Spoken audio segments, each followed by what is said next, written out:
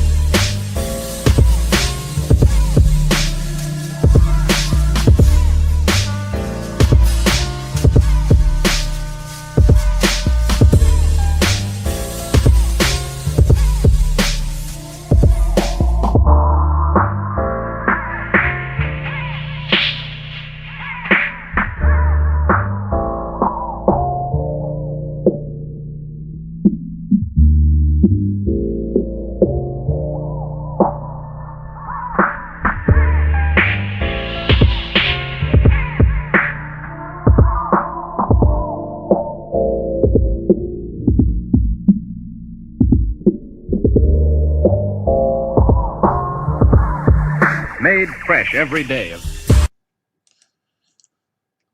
What's going on, y'all? This your boy Casey Phil, King Set for Life Wrestling Takes. Before I begin this review, I want to talk about this man right here. Apparently, at the end of the show, there was this man pretty much was seen moving his body as if he was suffering from a seizure, and they brought the paramedics in. He was put on a stretcher, so people was tweeting, talking about that man was rushed to the hospital and all this, and so everybody was talking about prayers up for Kyle O Relly, praying for the man and all this stuff. Come to find out, it was all story. Now, I don't know if it was the fans that put that out there, or it was WWE themselves. At the end of the day, man, you don't fake seizures, man. I don't give a crap if it's storyline or not. You just do not fake it. So now everybody in the wrestling community is confused as two left shoes. Listen, I know we living in the times now where you got to do anything you can to sell the storyline. You don't do that, man. If, like I said, if it was story, I would have actually recorded this and put this on TV, to make it story. You know what I'm saying? You don't do this after the show goes off the air. Then the fact you got wrestlers and fans talk about prayers up to O'Reilly and we praying for the man, and I don't know, man. Like I said, WWE is weird.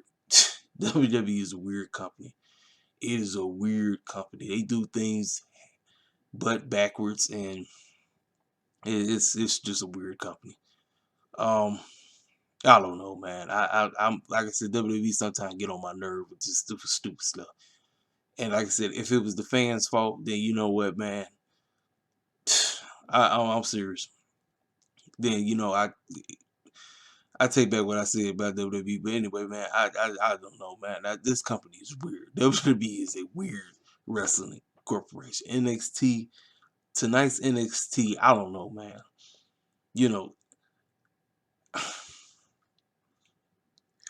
I was excited for this show tonight because I was thinking we was gonna get some development stories going on after the result of TakeoverVengence Day, right? We really didn't get nothing. We just basically got we got pretty much everybody who lost basically won tonight.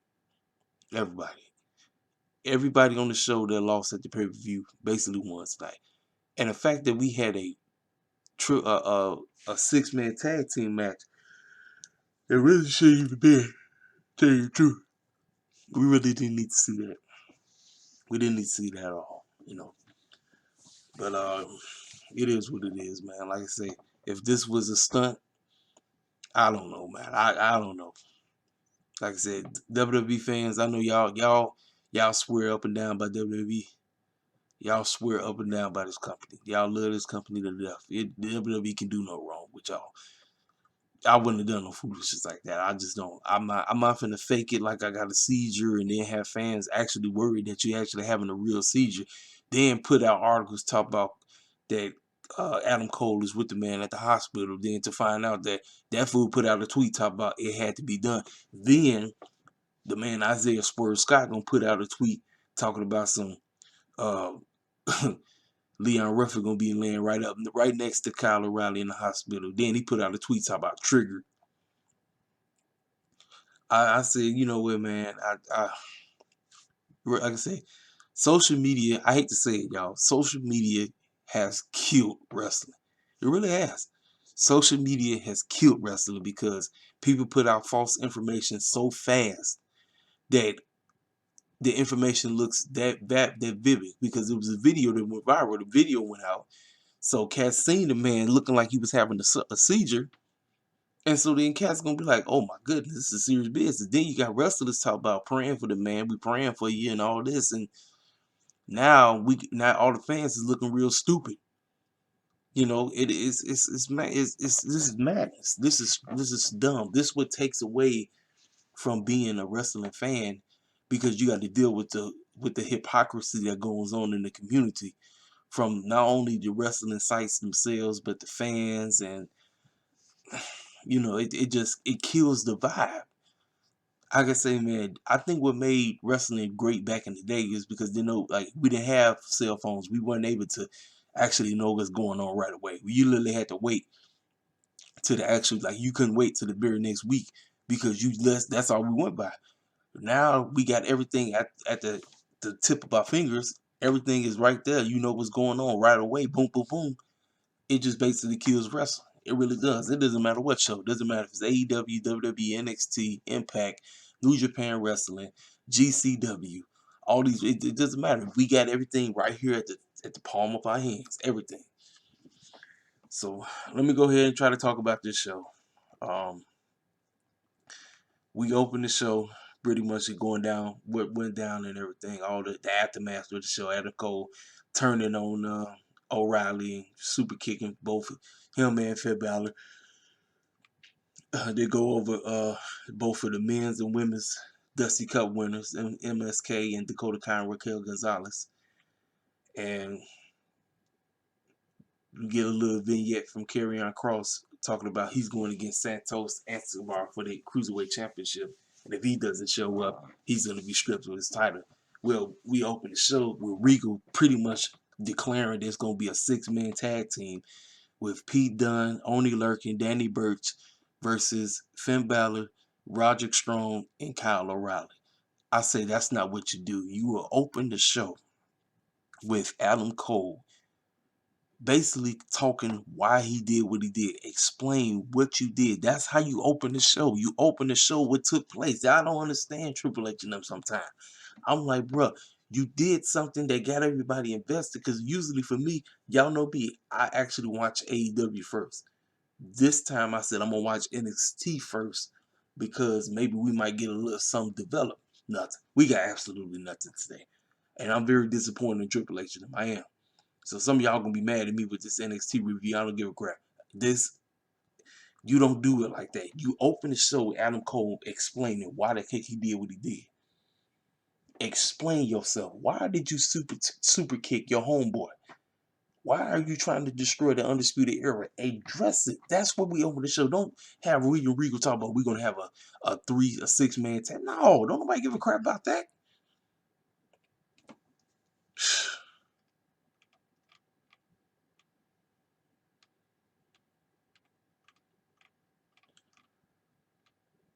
So, like I said, first match on the show was The Way versus Shotzi Blackheart and Ember Moon. Like I said, every time when cats lose on a pay-per-view, WWE says, okay, we'll just have them win on the show. No, that's not how you do. You could easily basically have Shotzi Blackheart and Ember Moon pretty much come out there and say, you know what, we didn't win. And we're going to try to fight our way back to the mountaintop to potentially get back into tag team title contention. Then you could have had The Way come out there and say, you ladies are garbage and you're not going to do anything. And then you could have booked the match on the fly. Boom. Right there. You could have did that. But no, we had to book the match already booked. The Way versus Shotzi Blackheart and Ember Moon. They pretty much lost because both Candice LeRae and Johnny Gargano was out there. But remember, you got to remember, Austin Theory was still kidnapped. He was still nowhere in sight. Well, he eventually showed up, and that caused the distraction. Indy Hartwright wasn't paying attention. So Ember Moon did the move on her, roll her up, 1, 2, 3. Shots to Blackheart, Ember Moon win. What does that develop? Nothing. Absolutely nothing. I don't know. I don't know where they go from here. Don't know. Was the match good? Yes, the match was great. But they, just, it is what it is, man.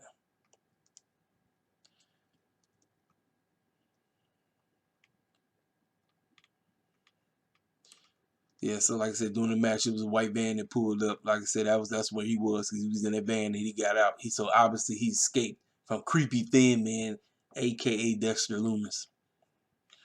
So then we cut to the man Pat McAfee. They call Pat McAfee back. Pretty much basically say, I told you guys I was right. Adam Cole is nothing but a snake. I told you. Y'all thought he was the so-called savior of NXT. But look at me. Now I'm sitting here in my jet pretty much saying I was right. I told you so. Pat was right. It is what it is, man. Listen, this young man, I gotta give him props. He knows how to cut a promo. He definitely does. And he somewhat can wrestle. I know Vince and them, I mean Triple H and them call him back so it'd be a ratings boost or whatever, but it is what it is, man. I don't know where they go for that. Maybe he's finna align himself with them. I don't know. I have no idea. They just doing anything, just do anything nowadays. So backstage we had Kushida chilling. Next thing you know, here come Malcolm Bibbins pretty much telling him, you can come work for me. But Kushida said, I'm good. He said, well, I got somebody I'm going to have you wrestle. Listen, y'all, Malcolm Bibbins, man, I don't know. Listen, I told you every day, man, when it comes to the cats that look like me in the WWE, I'm telling you, it's just like they just don't know what to do with them. They act like they have no idea how to push them. They don't. It's like they just there to be there. That's basically what it is. They just there to be on the show. I'm serious, man. This, boy, I tell you, man, this stuff. Speaking of, don't know exactly this match. I don't even know what to say about this. You change Isaiah Swerve Scott into a heel now. The man was losing as a babyface. Now he was losing as a heel. And the sad part is who he's lost to. Now, this is Triple H saying, ha ha, this is Black History Month. I got to book something. I got to do something for the black wrestling fans. I got it. Let's have Isaiah Swerve Scott versus Leon Ruffin, a.k.a. ACH Jr. And I'm not going to call him by a slave name, but you know exactly what I'm talking about. How the clown did Leon Ruffin go over? Makes absolutely no sense. Isaiah, this should have been a squash match for Isaiah. Isaiah should have beat the brakes off of Leon Ruffin, get to 1, 2, 3. Now we can start, if you want to start building Isaiah right. You had this fool lose to Leon Ruffin. You had him lose to Leon Ruffin. Triple H he thought this was funny. This ain't nothing funny about this. Ain't nothing funny about this. I don't like to. Leon Ruff ain't going nowhere. The man, I'm trying to tell y'all right now. Triple H basically told Leon Ruffin, we're not going to have another Jordan Miles situation. I'm going to make sure that you win the North American Championship, but that's the only time you're going to win. After that, we're not going to do nothing with you. And then you got my man Isaiah Swerve Scott just basically just to be there. So he lost the match. So after that, Isaiah in heel fashion beat the brakes off him, laid him out, just tore him up. I'm saying, how come you couldn't just done that in the match, just tear him up and get an easy victory? Could have been a squash match. Call it a day, get it over with. 1, 2, 3. But no, Triple H think he funny. This ain't nothing funny about this. That's why I said, man, some of y'all be like, why you always bring this stuff up? I bring it up because this is what I witness year in, year out when it comes to the cats that look like me in this company. You see us on the show, but we just there to be there. This right here is just pathetic. This is pathetic to the core. I'm going to keep saying it till I'm blue in the face. I ain't care nothing about this. This was terrible. Leon Ruffin versus Isaiah Swerve Scott. Get the clown out of here, man. This ain't nowhere near as good as what Big E and Apollo Crews was. That was a great match. This is just silly. This is like, we just don't know what to do. Let's just throw anything together. Isaiah should have went over. It's no ifs, ands, or buts about it. Leon Ruffin had no business winning this match. I'm serious. None whatsoever. So next, we got Casey Catazano and Kaden Carter versus Aaliyah and Jesse Camille, whatever. I think I missed this match or something because listen, when I watch the show, y'all know me. I watch the show more than likely. I watch the show after the show is finished taping. So a lot of times I'm fast forwarding through a whole lot of stuff. But listen, it's the same scenario. It is the same scenario. Like I say, man, Casey and Caden, I don't know, y'all. I don't know. I don't know, man. I know Triple H is, well, not really. He could do a whole lot better with this situation. He can do a whole lot better because they just there to be there, man. I'm serious. Both of them. And you know, Casey, she dealing with the situation that happened with her about being at the party without having a mask on. So she, I think she turned the Twitter page off and everything. And it is what it is, man.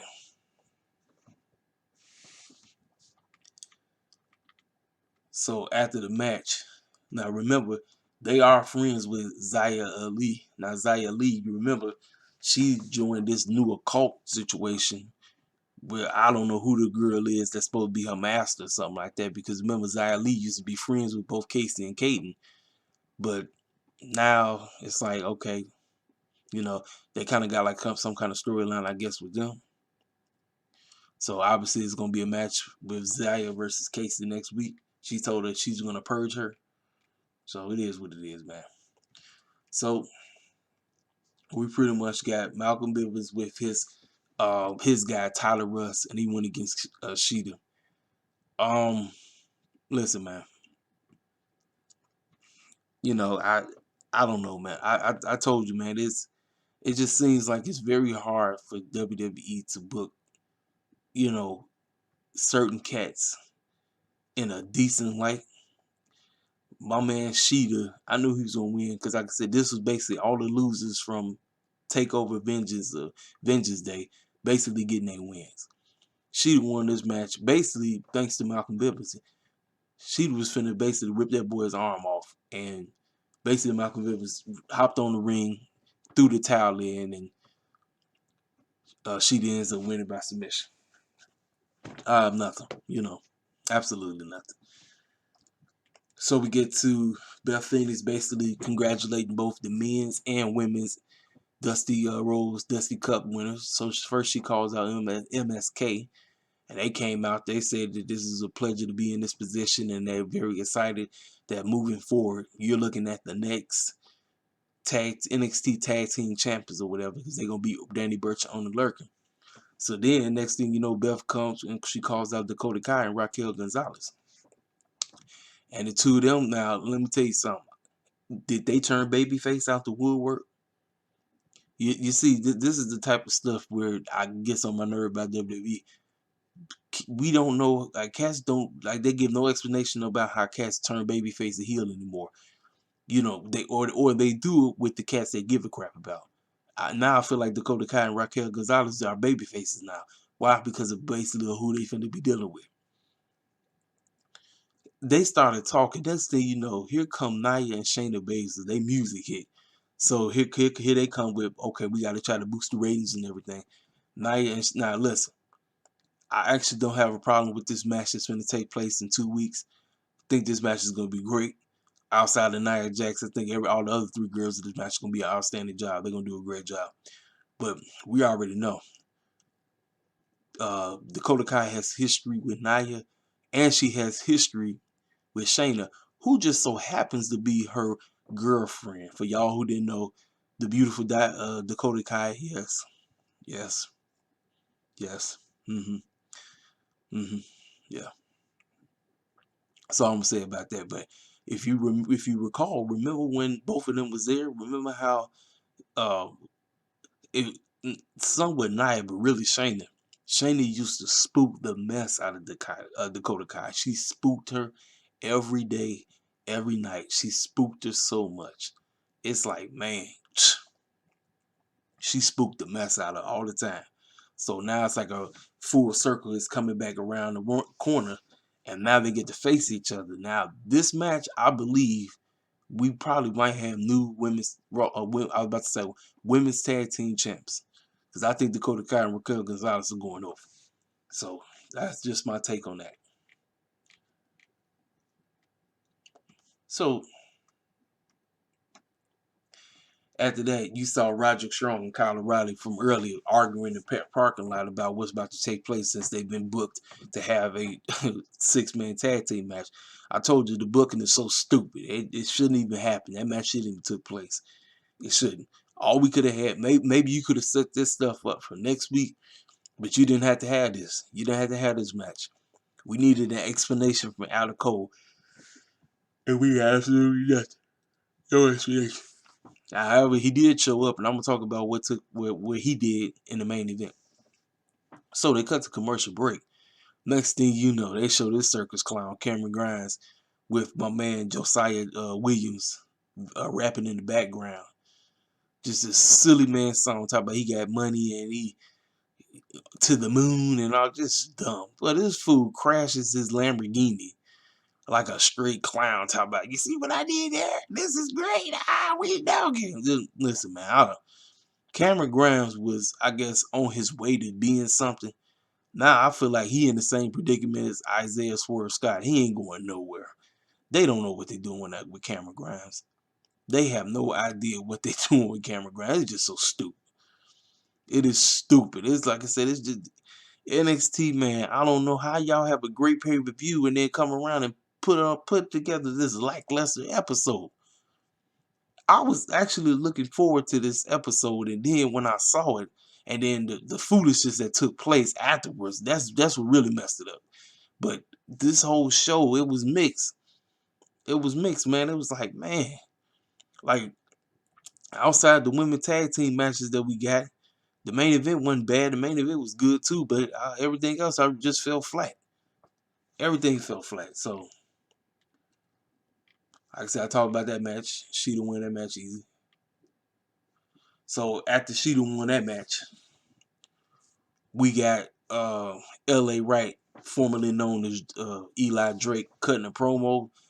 I really didn't understand nothing what he was talking about. He just talked about he's the hottest free agent, and I didn't understand nothing. Now there's a lot of fans that's talking about this the best talker in the wrestling business. Period. I don't see it, man.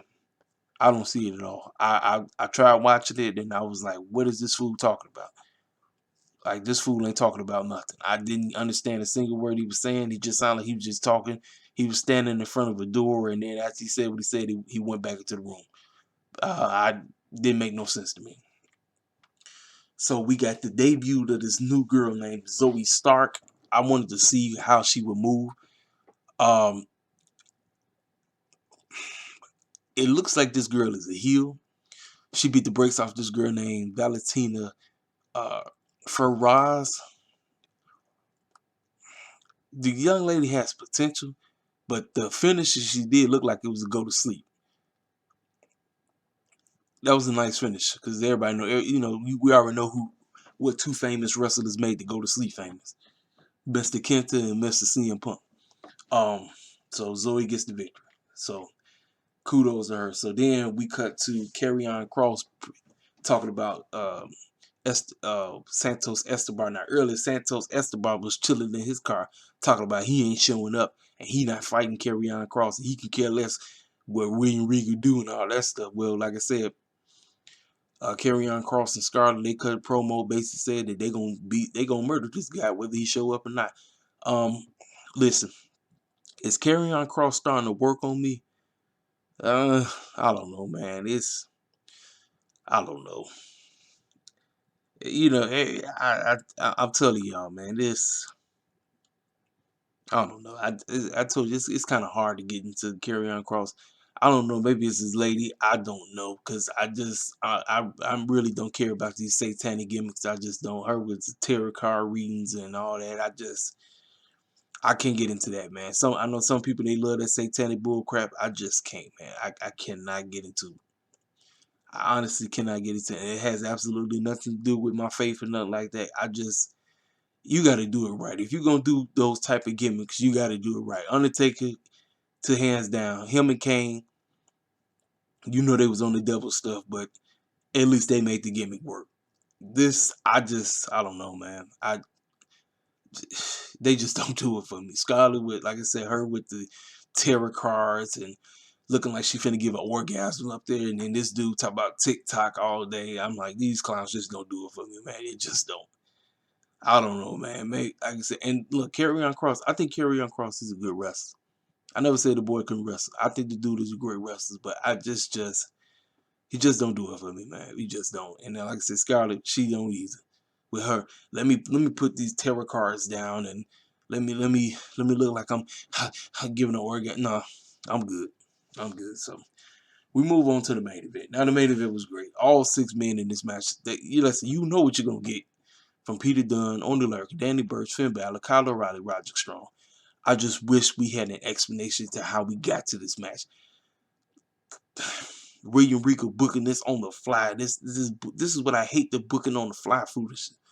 This booking on the fly foolishness is hot garbage. I don't like it at all, man. I can't stand it. It makes absolutely no sense. I'm just fast forward. Like I said, they all tore each other up. The match was great. The match was great, man. I get all. I told you I give all 6 clowns the props when they do great. They put on a great match. It's just the foolishness that took place after the match. So, Oney Lurkin, Pete Dunne, and Danny Burch end up winning thanks to Adam Cole showing up, basically laying everybody out. Referees got laid out. You look, anytime the referees get laid out, you know somebody's showing up. Refs got laid out. Adam Cole shows up, and so Roderick Strong tries to get the title out the ring because Danny Burch was going to try to use it against Finn Balor, but because, like I said, Adam Cole did what he had to do, right? Well, Finn Balor turned around and he looked at but no, he does his move on Roderick Strong and didn't realize it was him and lays him out. Then he gets knocked out, and then you already know they get Pete Dunne and they'll get the win. He got the victory. I said basically everybody that lost at TakeoverVengence won tonight.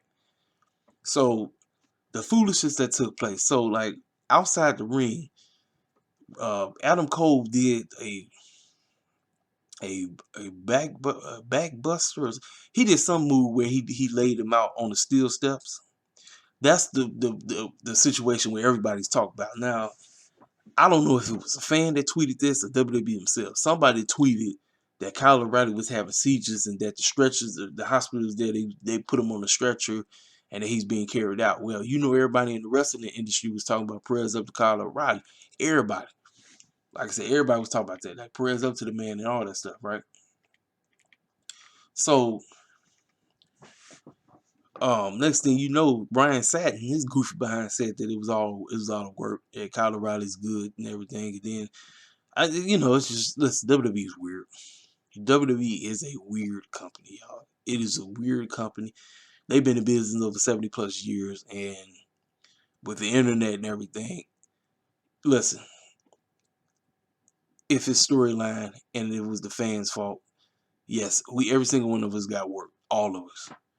But I'm like, if it is storyline, why don't you have that on the show? Why don't you have the man get laid out and then we have the hospital folk come out, put him on the stretcher and carry him out? This way, everybody will have a sense of, okay, this is story.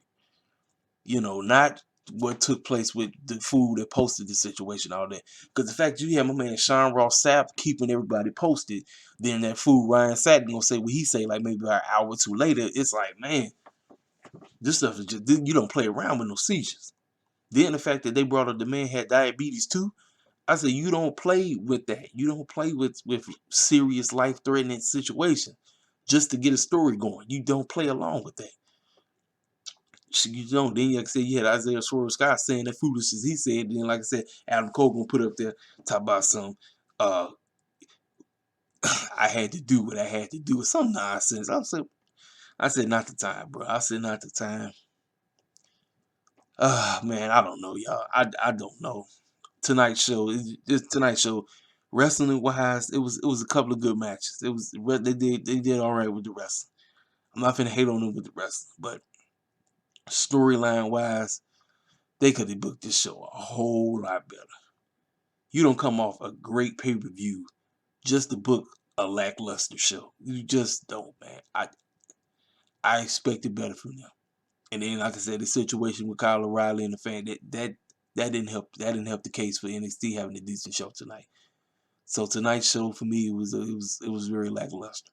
I'm sorry to my WWE fans, but tonight's show was very lackluster, very lackluster.